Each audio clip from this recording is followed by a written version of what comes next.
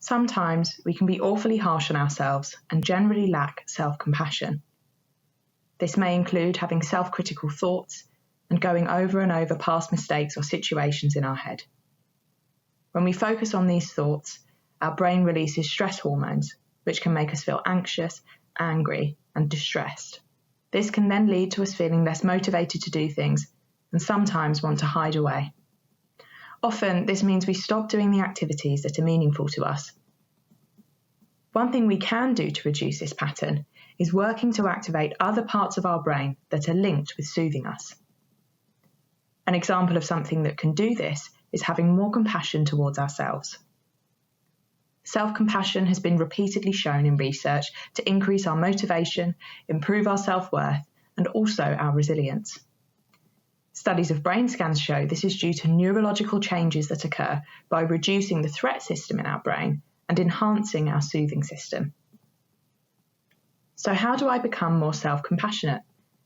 Firstly, it's important to note that some people find it very difficult to be self-compassionate, and it's often recommended that you practice self-compassion exercises with someone you trust or a healthcare professional. But simply put, we can become more self-compassionate by looking after ourselves in a way we would someone deeply we care about. We can ask ourselves questions like, how can I take better care of myself? And generate statements that directly counteract our negative self-critical thoughts. For example, someone may constantly feel like a failure and as though nothing they ever do will be good enough. Their compassionate statement may sound something like, I am good enough, or I did my best. Some other examples of compassionate statements are, I'm allowed to make mistakes and learn from these. I deserve compassion, tenderness, and empathy from myself. I love and accept myself as I am right now. If you're struggling to come up with a self-compassionate statement, maybe think about how you might speak to a friend who's going through a hard time. See how you're able to give compassion to others, then see if you can give compassion to yourself too.